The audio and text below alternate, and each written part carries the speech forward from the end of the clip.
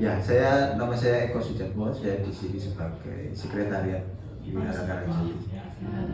Oke, kalau gitu sebelumnya perkenalkan juga kami dari mahasiswi UGM Bisnis Perjalanan Wisata. Jadi ini kita dapat tugas dari mata kuliah Kebudayaan Indonesia untuk mengulik tentang tempat-tempat beragama yang ada di Yogyakarta itu. Kebetulan kami itu dapat di Wihara Karangjati. Nah, sebelumnya perkenalkan, saya Naura. Saya Safira. Saya Keisha. Di sini kami ingin bertanya-tanya ya, mungkin beberapa pertanyaan ya mengenai Wihara Karangjati ini, Mas. Gitu. Boleh tahu untuk sejarahnya sendiri itu gimana, Mas, Wihara Karangjati ini? Ya, oke. Jadi pertama-tama saya ucapkan selamat datang teman-teman di Wihara Karangjati. Jadi Wihara Karangjati ini adalah merupakan wihara tempat ibadah umat Buddha tertua di wilayah Yogyakarta. Jadi wiharanya ini resmi berdiri sudah lama, sudah tahun 1962. Jadi tetapi untuk kegiatan dan aktivitasnya sudah dimulai sebelum itu. Jadi pasca kemerdekaan itu kebetulan di Indonesia kan agama Buddha pakai kurang lebih awal tahun 50-an. Kemudian termasuk juga di wilayah Yogyakarta. Nah, jadi tahun 50-an itu juga kedatangan biksu dari Sri Lanka. Nah, tetapi beliaunya tujuannya sebenarnya tidak di sini, tidak ke sini. Dia ada di salah satu tempat ibadah kecil di daerah saya dan saya, namanya Cetia Buddha Kirti. Beliau di sana, kemudian oleh salah satu pendiri wihara ini diminta untuk mengajar di sini. Nah, waktu itu sini belum berbentuk bangunan wihara. Jadi bangunannya ya masih bangunan memang belum jadi wihara. Jadi kalau sesuai cerita itu bangunan utama ini yang sekarang tempat kita ini adalah dulunya sebagai tempat pemeliharaan sapi awal mulanya, karena dulu pada zaman Belanda wilayah sekitar sini adalah perkebunan, masuk bangunan ini adalah bangunan pendukung untuk perkebunan itu.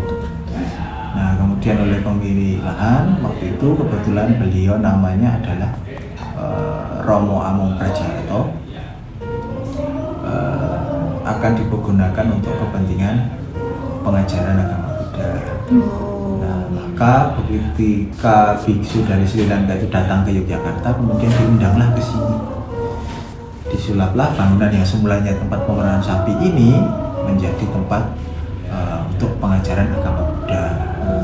Nah, tahun 62 dibangun pagar keliling ini, lalu kemudian resmi sebagai wihara. Dan wiharanya memang juga Wihara Karangjati karena memang berada di kampung Karangjati. Jadi tidak ada julukan-julukan khusus, misalnya sama sebenarnya kayak masjid misalnya ada julukan, misalnya Masjid Baitur Rahman apalah. Nah, kalau wihara pun sebenarnya ada beberapa tempat lain ada julukannya, tetapi kalau Wihara Karangjati memang diadopsi dari nama kampungnya, Wihara Karangjati. Nah, kemudian seiring berjalannya waktu juga mulai berjalan aktivitas pengajaran, ibadah dan sebagainya sampai sekarang. Jadi memang ini wihara tua. Bangunannya termasuk ini bangunan masih belum berubah. Struktur bangunannya. Paling yang berubah ya cuma paling kusen, jendela ini aja. Yang lain sama. Dari 1962 itu. Sebelum itu, mungkin sejak zaman Belanda jadi bangunannya. Cuman dulunya dibuat semacam sekolah gitu ya. Sebelum jadi wihara ya tempat kumpul-kumpul aja gitu. Jadi kan dulu juga ada komunitas-komunitas kayak komunitas teosofi, kejawen itu. Nah, mereka berkumpul di sini. Penyebaran agama Buddha sendiri. Iya, dan seiring berkembangnya itu sebenarnya wihara ini juga punya peran terhadap pengembangan agama Buddha di wilayah Temanggung, Jawa Tengah. dan tokohnya Romo Among Prajarto ini memang di sana juga dikenal sebagai salah satu penyebar agama Buddha.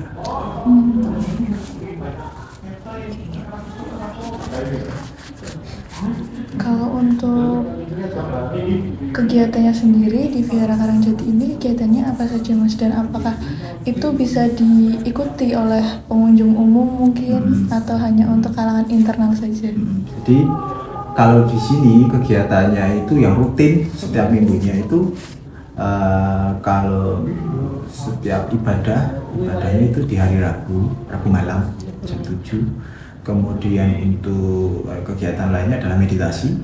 Nah, meditasi ini setiap minggunya ada 2 kali, hari Selasa dan hari Jumat, semuanya jam 7.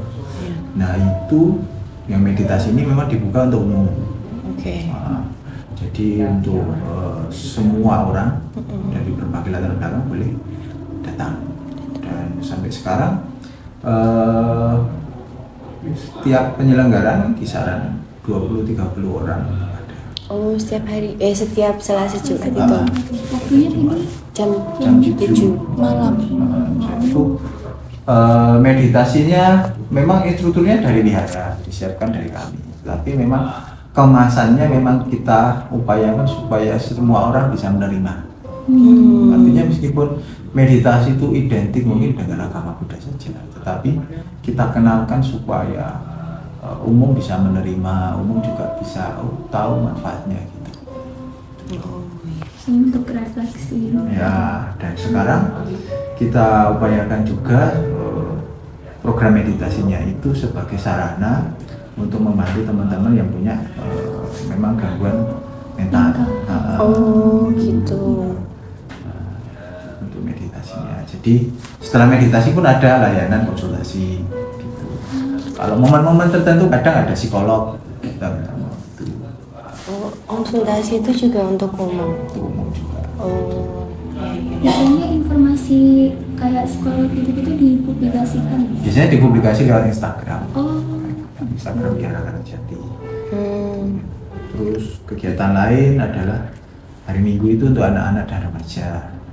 Itu biasanya ada kegiatan sekolah minggu pagi jam 9. Kalau selain itu biasanya hari-hari kosong ya diisi oleh rekan-rekan muda ini.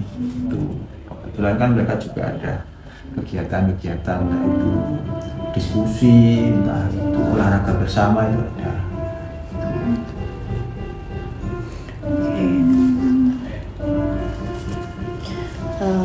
Kalau tadi kan dibuka untuk umum ya meditasi itu, saya kan juga sempat dengar, maksudnya ada orang tua teman saya itu juga rutin ikut meditasi di sini. Nah, itu tuh langsung datang aja atau ada pendaftarannya atau gimana, Mas? Biasanya langsung datang sih. Langsung datang. Jadi nggak perlu daftar. Gitu. Nggak ada batas maksimal pengunjungnya juga ya? Nggak ada. Kecuali event tertentu. Misalnya kita ngadain program retreat meditasi. Itu kita batasi karena kita juga memperhatikan kenyamanan orang yang ikut meditasi, karena memang karena tempatnya juga sebenarnya nggak begitu luas. Jadi kalau kegiatan misalnya kayak retreat meditasi paling kita batasin 10 sampai 15 orang. Nah, kalau yang seperti itu biasanya kita akan buka pendaftaran, tetapi kalau yang rutinan biasanya enggak. Kan tadi kan itu udah dibuka untuk umum itu, Mas. Tapi kan ini masih menjadi suatu bangunan yang jadi tempat beribadah gitu. Betul. Nah, apakah ada kepikiran untuk menjadikan vihara ini menjadi daya tarik wisata untuk para wisatawan gitu, Mas? Sebenarnya kalau ke arah wisatawan belum sih. Belum ya. Sejauh ini memang ya visi misi wihara adalah menjadi rumah pengembangan spiritual dan kebahagiaan bersama tanpa membedakan suku, ras dan agama. Itu visi utamanya. Jadi entah itu orang kesini mau ikut kegiatannya atau mungkin sekedar berkunjung, itu bebas.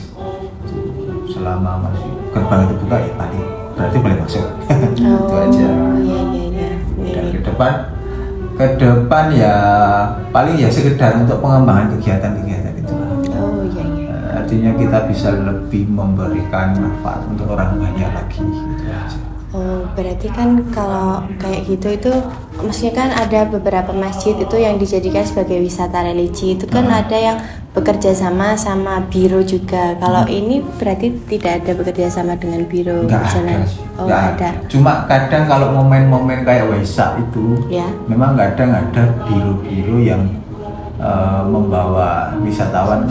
Artinya mereka itu kan kadang membawa orang mau ibadah ke Candi Borobudur. Iya. Lalu dia mampir ke sini. Oh, Di gitu. sini ada. Oke, oke. Oh, kalau kayak gitu berarti dari bironya itu maksudnya kan secara langsung hari itu juga Secara langsung. ya, bukan ada kayak kontrak Enggak dengan ada. itu. Oh, gini. Terus untuk pengelolaan vihara ini sendiri mandiri atau ada bantuan dari pemerintah? Kalau sini sepenuhnya mandiri. Ya, bantuan dari pemerintah ada. Biasanya bentuknya adalah bantuan untuk pengembangan tempat ibadah bersih dan sehat. Biasanya itu melalui Kementerian Agama. Terus kemudian pengembangan untuk sekolah minggunya itu ada. Dulu sebelum efisiensi. Kalau tahun ini saya nggak tahu. Tergantung program pemerintah. Kalau selebihnya yang mandiri, artinya ya ada donatur yang membantu. Kalau di Vihara Karangjati ini apakah ada ikon khusus atau merchandise khusus mungkin ketika teman-teman pengunjung mediasi ke sini, apakah mereka ada? Kalau dulu sih ada ya, disiapkan, cuma kalau sekarang nggak ada. Sekarang. Dulu ada bingkisan, artinya mereka dapatkan di sini ada. Kalau sekarang paling yang biasa kita bagikan adalah paling buku aja sih. Itu Bacaan. dibagikan secara gratis. Gratis. Oh, secara gratis. Dan kalau untuk kegiatan meditasi tadi tidak dipungut biaya atau ada biaya? Nggak ada. Tidak ada dipungut biaya. Kami cuma menyediakan kotak donasi di depan itu. Artinya orang itu bebas mau berdonasi silahkan, enggak silahkan.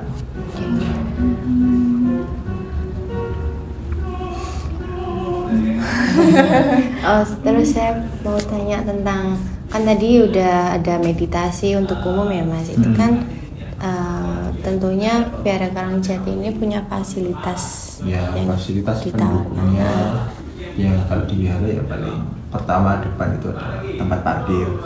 Iya. Nah, dan dalam yang depan ini sebenarnya apa namanya aula utama. Yang Jadi ini. di depan itu. Jadi memang kalau ibadah pun sebenarnya di situ juga. Karena sana ada altar satu lagi. Ya. Itu. Terus ada lapangan ini juga ada dipakai. Kalau upacara besar, acara hari raya misalnya dipakai juga. Terus ujung sana itu ada tempat baca. Oh iya. Tempat baca perpus gitu atau Iya. apa? Baca, terus sana ada kantor, ada sekretariat untuk beberapa organisasi. Kalau kantor sendiri itu beroperasi setiap hari atau hari-hari tertentu Mas? Setiap hari kecuali hari Senin. Oh, jadi Kecuali hari Senin. Terus hari-hari tertentu pun kadang juga harus dengan janji. Kalau nggak ada dengan janji kadang iya. sini kosong nggak ada orang. Berarti ada pengurus tetapnya? Dan cuman ada dibentuk pengurus tetap. Oh, Dan ini baru reorganisasi awal tahun ini. Oke. Kalau yang di depan itu ada latihan nyanyi itu untuk apa Mas kalau boleh tahu? Nanti ya, jadi itu kan di sini itu kan jadi sekretariat majelis. Perkumpulan ibu-ibu juga, terus sama perkumpulan pemuda. Ya. Perkumpulan pemuda itu kebetulan nanti tanggal 25 Juni ini ada acara Pekan Olahraga dan Seni di Gor Amorogo. Jadi karena di sini jadi sekretariat, jadi tempat latihan, ada yang ikut lomba nyanyi itu, Oh. ada yang bagian panitia menyiapkan perlengkapan dan sebagainya gitu. Oh gitu. Nah itu kan karena nanti skala nasional, jadi pesertanya dari seluruh Indonesia. Iya. Dan kebetulan Jogja jadi tuan rumah. Oh. Oke. Biasanya kalau saat hari-hari besar kayak Waisak seperti itu, rangkaian acaranya apa saja, Mas? Hari besar kalau sebenarnya setiap tahun ada 4 hari raya tapi Buddha. Iya. Oh. Yang paling besar kan Waisak. Iya. Nah kalau yang Waisak itu biasanya sebulan sebelumnya udah ada rangkaian-rangkaiannya. Nah yang paling sering diselenggarakan kalau di sini ya jelas ibadah rutin. Ibadahnya itu kalau yang biasanya seminggu 1 kali, ini seminggu bisa mungkin 3-4 kali. Nanti akan ada selingan diskusi, kajian-kajian itu, kemudian ada bakti sosial misalnya. Bakti sosialnya itu ada pengobatan gratis sama donor darah, terus sama bagi sembako misalnya. Terus ada lagi biasanya kan ada perayaan untuk anak-anak. Terus ada lagi misalnya kunjungan untuk umat-umat yang sudah sepuh, sudah senior. Biasanya ada rangkaian-rangkaiannya. Jadi yang kunjungan untuk senior itu maksudnya berkunjung ke rumahnya gitu Ya, atau? berkunjung ke rumahnya. Itu ada daftar namanya atau gimana, Mas? Maksudnya Ya. yang ini mau dikunjungin. Ada biasanya ditentukan itu. Ditentukan kan biasanya sebulan sebelum Waisak itu sudah programnya disusun apa aja. Kalau misalnya nanti kunjungan itu ke tempat siapa aja itu udah ditentukan dulu. Udah ada. Terus apa lagi ya? Selain itu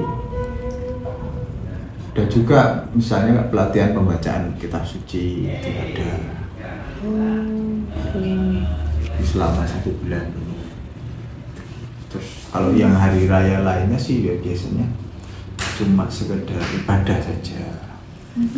Hari rayanya ada apa aja sih, Mas, kalau Kan boleh tahu? kemarin Waisak. Iya. Nah nanti ada lagi namanya Asada. Itu apa? Asada. Jadi kalau Waisak itu kan memperingati hari lahirnya Buddha. Oke. Kemudian Buddha mencapai pencerahan sama Buddha wafat. Oke. Nah kemudian yang Asada itu adalah memperingati di mana Buddha pertama kali mengajarkan ajarannya. Biasanya setiap bulan Juli. Bulan depan berarti. Juli.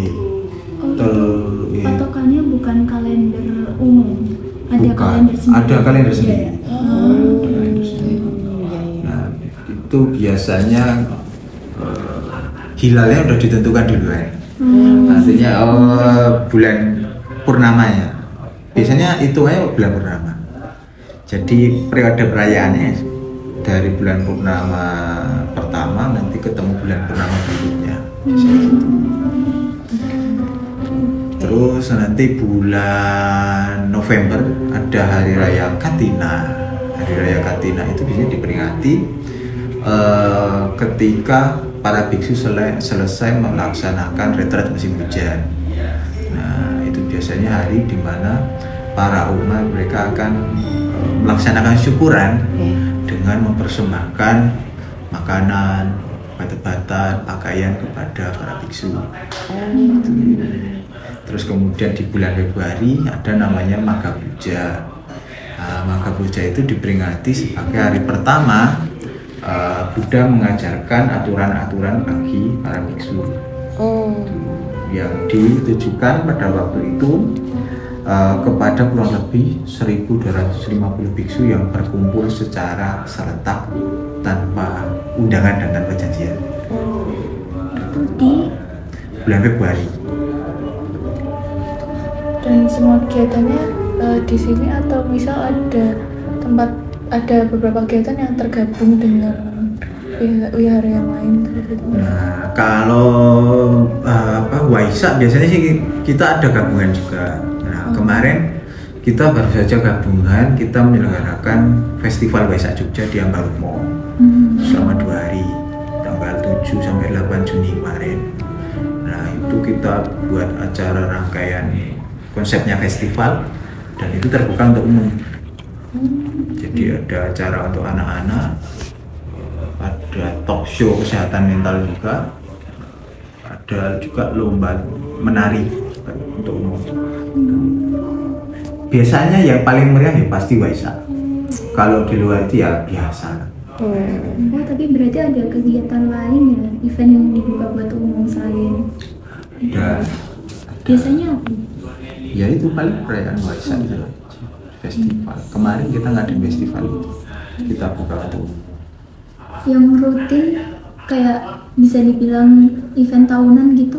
Event tahunan ya bisa untuk umum ya, biasanya taksos menjelang Imlek.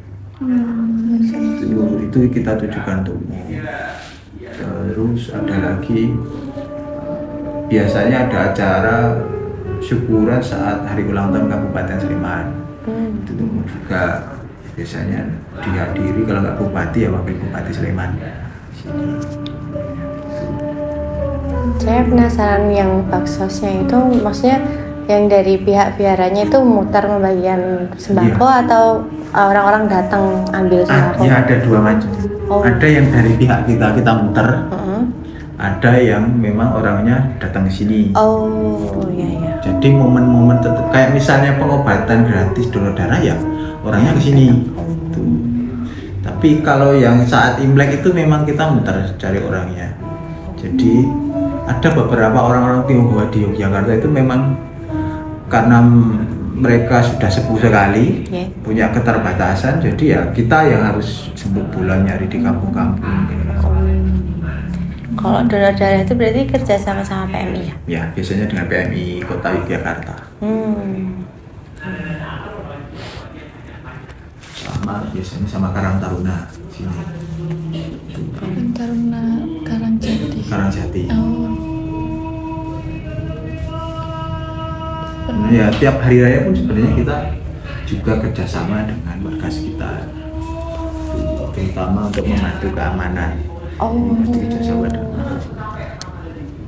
Jadi hitungannya sama warga guyup banget ya? Iya, guyup banget ya. Oke. Berarti yang beribadah di sini itu bisa dibilang nggak hanya dari area Sleman aja ya Mas? Nggak ada, nggak cuma area Sleman. Iya, nggak cuma. Jadi ada kota, ada. Jadi kan sebenarnya karena gini, jadwal kegiatan ibadah setiap wihara itu beda-beda. Gitu. Jadi kalau misalnya wihara sini kan kebetulan tiap hari Rabu. Ada wihara lain cuma setiap weekend, Sabtu Minggu. Jadi kadang kalau mereka ya kebetulan luangnya di hari Rabu ya mereka kesini. Oh gitu. Kadang ya. Nah sampai sekarang ya mayoritas yang datang adalah mahasiswa.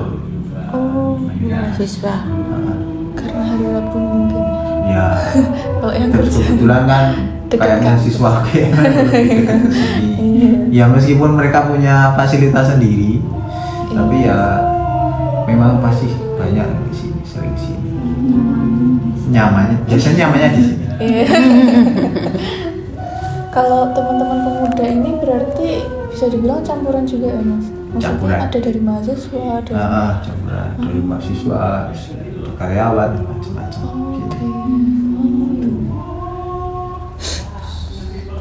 Kalau dari pihak wihara sendiri itu ada semacam program buat memperkenalkan wihara ini sendiri?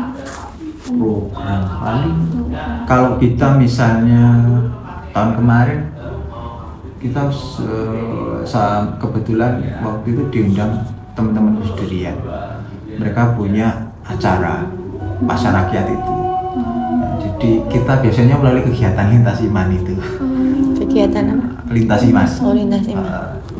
Jadi kita buka stand, Ya. Stand kita kenalkan apa itu wihara, apa itu agama Buddha dan sebagainya.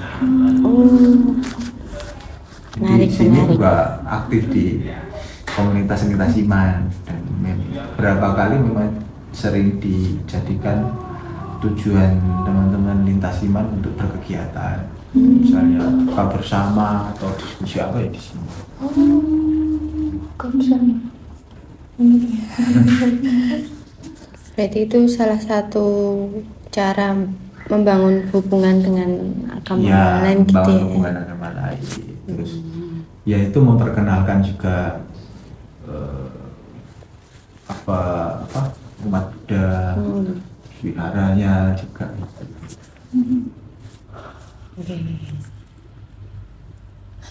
Kalau dari fasilitas yang ada di Vihara Karangjati ini, apakah ada fasilitas khusus untuk teman-teman disabilitas mungkin Mas? Ya ada. Tuh kan kalau masuk kami siapkan sebenarnya 2 akses. Yang sebelah kalau dari pintu masuk ya sebelah kanan ada tangga.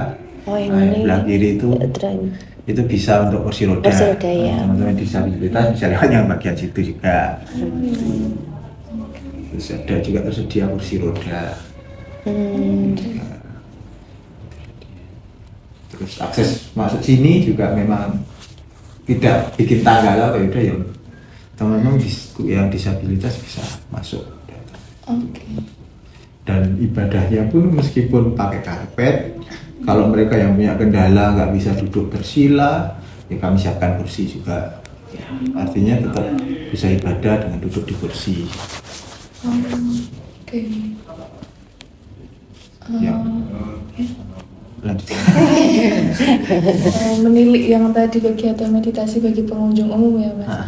Itu biasanya durasinya berapa lama sih Mas? Biasanya berlangsung 1 sampai 1,5 jam. Dan sebenarnya nggak cuma meditasi, di situ ini ada yoganya juga. Oh, ada ya. Ada yoga, ada biasanya nanti selesai meditasi ada sesi konsultasi dengan terkait meditasinya itu. Lalu biasanya terakhir ada sesi konsul terutama untuk orang-orang atau partisipan yang benar-benar perlu. Ada. Jadi kalau kayak gitu dikenakan biaya oleh pihak negara atau sekalian? Nggak ada. Jadi nggak ada tarif khusus, nggak dikenakan biaya. Kami cuma menyediakan kotak donasi. Jadi kalau mau donasi ya monggo, enggak ya sudah nggak apa-apa. Gitu. Berarti 1 sampai 2 jam itu kegiatannya udah beragam ya Mas? Udah beragam. Biasanya gambarannya kalau meditasi, saat meditasinya aja itu kayak gimana sih Mas? Sebenarnya ya paling umum meditasi kan yang paling duduk diam bersila itu aja. Nah, cuma terus kemudian kan dikemas ada yoganya juga. Nah, jadi biasanya yoganya ditaruh di pembuka sama akhir. Nah, pembuka biasanya ada yoganya. Terus kemudian yoganya kurang lebih 15 menitan. Baru disambung masuk ke sesi meditasi. Nah, meditasinya kurang lebih akan berlangsung biasanya 30 menit. Setelah itu terakhir akan ada sesi relaksasi dan juga yoga penutup. Biasanya kurang lebih ya berlangsung 15 menit. Biasanya yang ikut meditasi kalau dari pengunjung umum, kalangan usianya mungkin berapa? Macam-macam sih beragam. Jadi kemarin itu sempat ada anak-anak juga yang ikut. Cuma kebanyakan sih mulai dari remaja sampai dewasa. Mayoritas mahasiswa. Malah Gen Z ya, mayoritas ya. Masih Butuh dia. Iya, butuh kenangan. biasanya sih mereka udah mentok kali ya. Udah pusing nggak nemu solusi. Nggak. Kayaknya kita habis ini juga kesini. Oke. Kalau yang biasanya udah dewasa udah mereka ya datang memang sebenarnya buat nyari tenang aja udah. Nggak ada tujuan lain. Kalau yang udah dewasa bapak-bapak ibu-ibu Oh, bapak-bapak juga banyak ya? ada. Oh. Makin kesini atensinya makin banyak nggak sih Mas untuk sesi meditasi kayak gitu? Kenapa? Atensinya makin tinggi. Ya semakin kesini makin itu tinggi. Karena biasanya tiap minggu itu pasti 2-3 orang ada yang baru. Pasti 2-3 orang ada yang baru. Pasti. Terutama hari Jumat. Dan kalau misalnya pemula bangkit memang kalau saya sendiri sarankan di hari Jumat saja. Kenapa itu Mas? Karena kan satu lagi hari Selasa itu dia meditasinya itu non panduan. Yang hari Jumat full dengan panduan. Kalau yang Selasa tanpa panduan, hanya ada pengantar di depan. Setelahnya itu akan meditasi full selama 1 jam.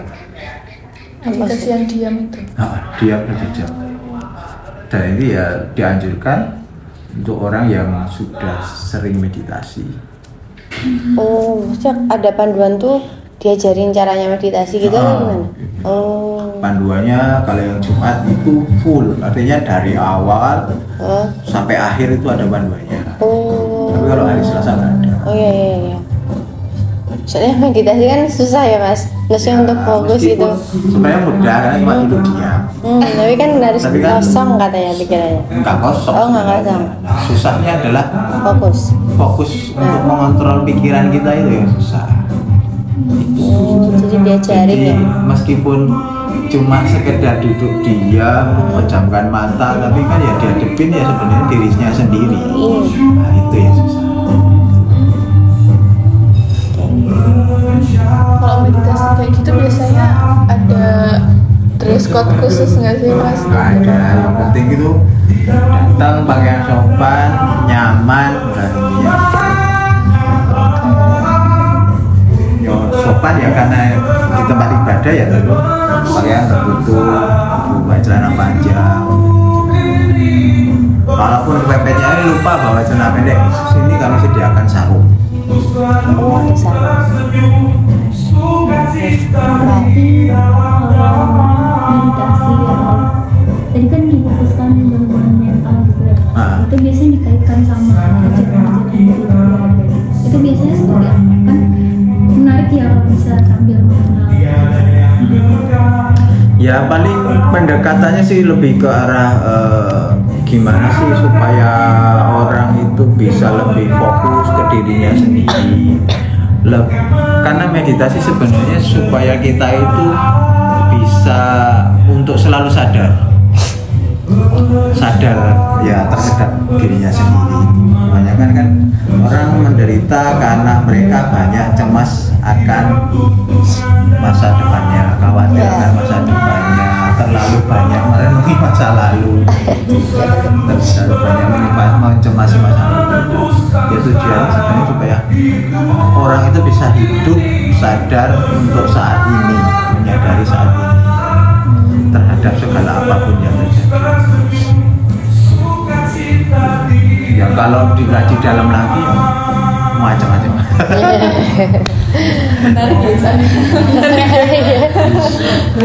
Jadi kan pendekatannya supaya intinya gini. Ya kalau orang punya sakit itu sebenarnya kan lumrah. Kita hidup kalau sudah yang namanya keluar dari kandungan orang tua, kandungan ibu, kita akan nggak lepas dari yang namanya sakit, tua, mati. Sudah gitu terus. Apapun mau dia lahir sebagai binatang pun akan seperti itu. Itu kita nggak bisa skip, ya kan? Pasti. Keluar dari kandungan. Dan itu memang akan menghiasi hidup kita. Apapun bentuknya sakit itu pasti akan menghiasi. Nah, tapi kita juga harus paham, sakit itu juga ada obatnya, ada masanya juga akan sembuh, akan habis. Jadi kalau kita tahu ya sudah, kita cukup dong. Saya sakit saat ini, saya tahu harus kemana. Nah, kuncinya di situ. Saya tahu harus kemana. Kalau sakit, otomatis harus berobat toh. Kalau udah tahu kayak gitu ya, dan percaya sakit itu pasti akan hilang. Karena di Buddha itu ada 3 hal corak hidup. Yang pertama adalah hidup ini tidak kekal. Ya ada unsur ketidakkekalan. Hidup ini penderitaan yang dimaksud yaitu tadi kalau kita udah begitu lahir akan mengalami sakit tua mati itu tadi. Itu tidak tergantikan. Yang terakhir adalah hidup itu sebenarnya adalah perpaduan dari segala pembentuk. Karena terbentuk dari perpaduan itu, maka sebenarnya nggak ada sesuatu yang kemudian sangat unggul sekali, sangat tinggi sekali. Jadi misalnya mau kita sombong pun sombong, yang ada itu sih. Ya kalau di dalam ini ya kayak semuanya kaitannya dengan ilmu untuk hidup sebenarnya. Makanya ajaran Buddha itu sebenarnya nggak melulu orang itu beragama Buddha atau bukan, tapi semua bisa mempraktekkan. Dekat sekali. Ya.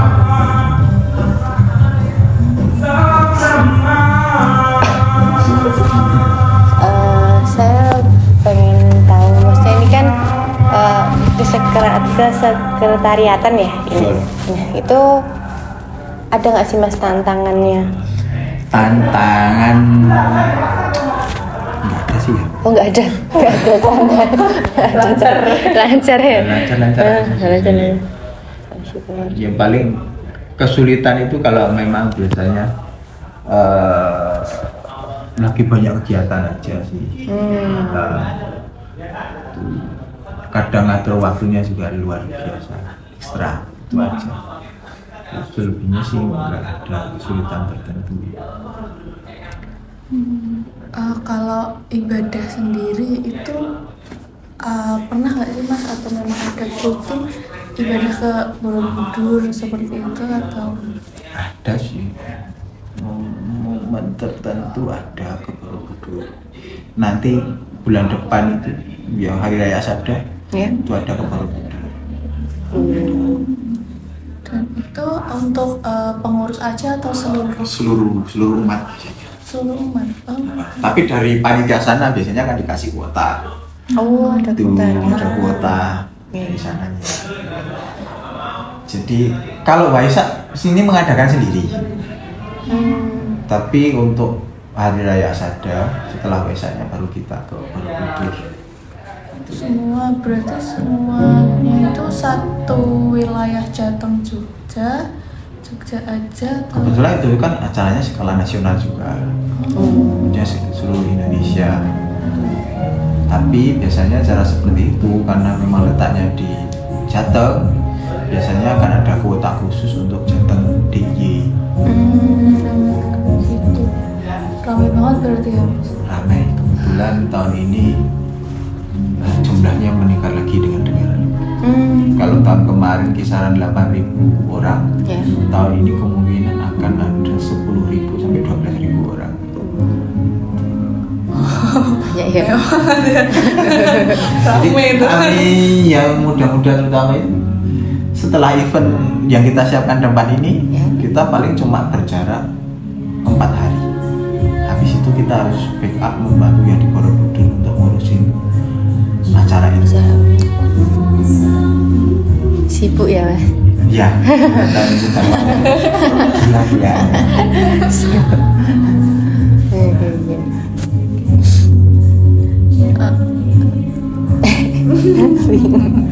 Kan tanya lagi. Itu berarti ada waktu tertentu nggak buat berkunjung seberapa bebas? Kalau sini sih Dibatasin sampai jam berapa? sampai malam ya. Malam boleh.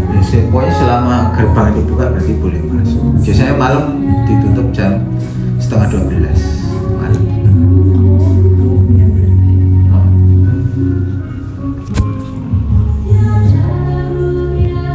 Kalau wihara lain di Jogja paling mereka buka cuma weekend aja. Weekend itu pun mereka nggak seharian, paling dari jam 9 sampai jam 4 sore itu aja. Jadi kan di Jogja itu ada beberapa wihara. Nah, ada satu wihara lagi itu yang jadi satu dengan kelenteng yang di Brigjen Tamso. Cuma sana kebetulan lagi tutup karena proses renovasi sampai sekarang.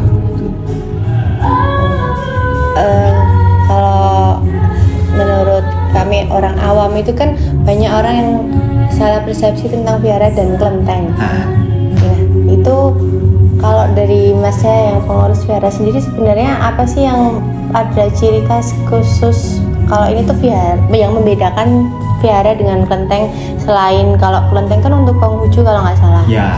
Nah selain itu. Tapi ada sebenarnya kelenteng juga ya untuk Buddha ada. Oh ada. Terus jadi ada namanya di Indonesia itu Tridharma. Ya. Nah, mereka menyembah 3 Konfusius, Tao sama Buddha itu sendiri. Tridharma. Jadi mereka buat kelenteng itu ya memang di dalam altarnya ada 3 jadinya. Ada patung Konfusius, ada di luar Tao-nya itu ada Buddhanya juga. Gitu. Nah, tapi kalau kelenteng pada umumnya memang ciri khas yang paling gampang itu dibedakan dengan wihara adalah ornamennya. Kelenteng identik dengan ornamen-ornamen Tionghoanya yang kuat sekali. Beda dengan wihara. Kalau wihara paling umum dijumpai kalau di Indonesia ya ornamen paling stupanya lah, apa itu aja. Terus dalamnya altarnya, kalau wihara paling ya adanya patung Buddha kayak gini aja. Ada juga beberapa wihara yang memang ada patung lagi Kuan Im, ada Kuan Im lagi. Paling itu beda dengan kelenteng. Kalau kelenteng biasanya ada patung dewa-dewanya banyak. Gitu. Dari segi atap? Atap ya itu salah satu ornamen yang membedakan juga. Kelenteng bisa warna merah gitu ya? Ya, kelenteng identik merah. Yang di dekat Jogja Tronik itu kelenteng kan yang jadi satu. Betul. Terus di sini Tugu ini ada kelenteng Pancawinata. Oh iya, tahu. Ada. Yang dekat pasar. Ya, Keranggan. belakang pasar Keranggan. Kelenteng lebih banyak digunakan untuk umat Konghucu, dari Tridharma tadi. Gitu. Tapi itu kan tadi ada yang jadi satu vihara sama kelenteng tuh. Berarti untuk pengajarannya sendiri itu hampir sama Konghucu dengan Buddha. Kalau yang jadi satu itu memang hanya tempatnya saja. Kalau hanya tempatnya saja. Ibadah dan itu pasti beda. Pasti beda. Saya kira ada kayak kemiripan gitu. Beda. Kalau untuk fungsi-fungsinya sendiri bisa dijelasin lagi nggak mas, kayak altar ini mas? Ya kalau altar memang sebagai apa ya, kiblat ibadahnya itu altar. Isinya patung Buddha, ada lilin, ada dupanya, ada bunganya itu. Di depan itu juga ada patung Buddha ya? Ada. Itu juga altar namanya atau? Altar juga sebutnya. Terus bedaannya? Ini buat apa mas? Ruangan ini? Ruangan ini ya ruangan utamanya sebenarnya. Oh ini ruang utama. Cuma kan karena memang kapasitasnya yang cuma sedikit. Ya. Jadi ya sekarang kegiatan banyak di luar. Oh. Dalam ya tetap pakai. Misalnya ada yang mau meditasi sendiri di sini ya bisa pakai. Menarik. Semua dipakai. Dipakai.